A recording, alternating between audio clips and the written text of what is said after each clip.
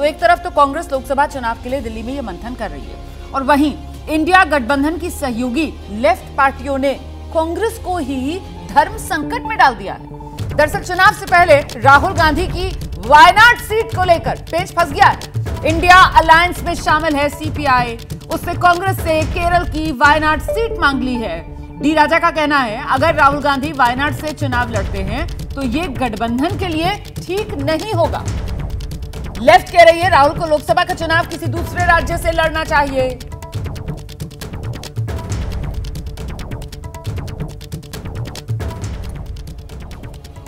तो सहयोगी जो है इस वक्त कांग्रेस की मुश्किल बढ़ाते हुए अमेठी के बाद क्या वायनाड सीट भी कांग्रेस के हाथ से निकलने वाली है, राहुल गांधी के हाथ से निकलने वाली है, इसको लेकर अब सस्पेंस तो बन ही गया। ऐसे में वो सवाल जिस पर अब हम चर्चा करने जा रहे हैं, ये देखिए, इंडिया के सहयोगी भारी या फिर ये कांग्रेस की लाचारी, क्या लग रहा है आपको जयशंकर जी?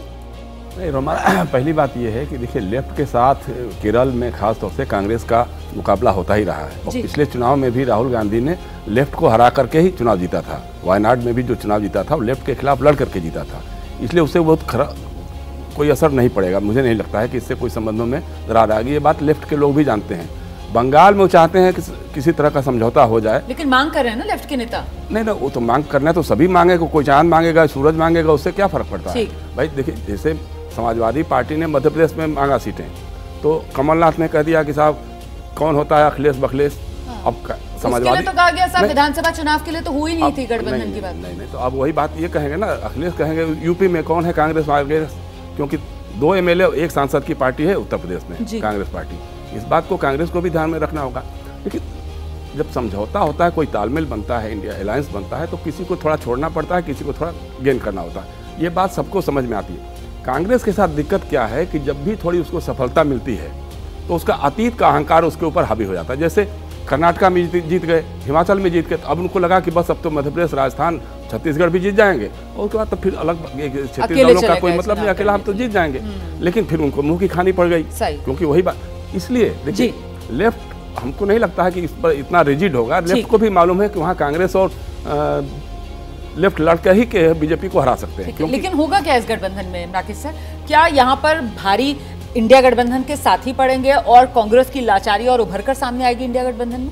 अब इससे बड़ी लाचारी क्या होगी कि जो कांग्रेस देश में 400 से ज़्यादा सीटों पे चुनाव लड़ा करती थी, वो कांग्रेस 250 से कम सीटों पर चुनाव लड़ने को मजबूर हो रही है। ऐसी स्थितियों में यदि आप 250 से कम सीटें भी यदि मिली तो आप चुनाव लड़ोगे तो आपका संख्या बल कितना होगा, जीत के कितना आओगे? क्योंकि 50% का रेशियो आपका नहीं होगा ना कि आप 150 सीटें जीतोगे या 100 सीटें जीतोगे।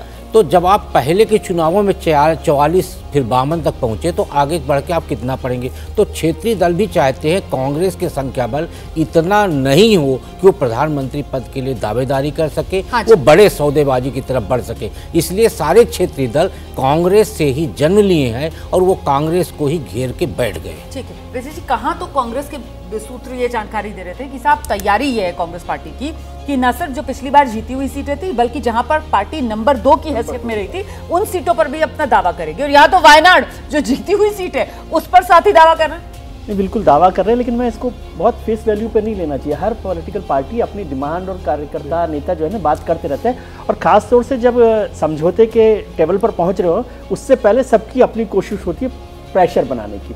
जो आज कांग्रेस की बैठक भी हो रही है ना, वो भी उसी स्ट्रेटजी का हिस्सा है कि जो उन्होंने 5 मेंबर की जो कमेटी बनाई थी उसने अपनी रिपोर्ट दी होगी कि भाई हमें इन राज्यों में इतनी सीटों पर लड़ना चाहिए।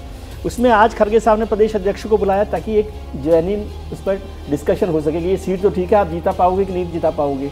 और फिर ये भी कहा होगा कि मान लो हमें ये सीट नहीं मिलती है, क्योंकि अब जो नेक्स्ट मीटिंग होनी है इंडिया गठबंधन के साथ उसमें सीट शेयरिंग पर ही होना है।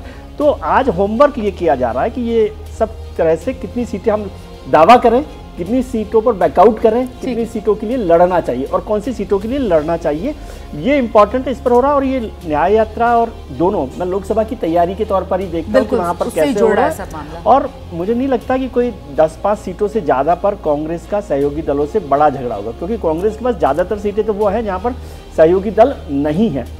कुल मिलाकर 70 सीटें हैं जहाँ पर सहयोगी दलों के साथ उसका कोई सीट शेयरिंग करनी है। ठीक है सर, है ना। तो उसमें कितनी सीटों पर 5-7 सीटों पर से ज़्यादा पर नहीं होगा। और कांग्रेस को अपनी ज़मीनी ताकत भी पता है कि वहाँ पर कैसे चलना है कैसे नहीं चलना है, उसकी चर्चा। मुकेश जी भी कुछ जोड़ना चाह रहे हैं, आऊंगी आपके पास।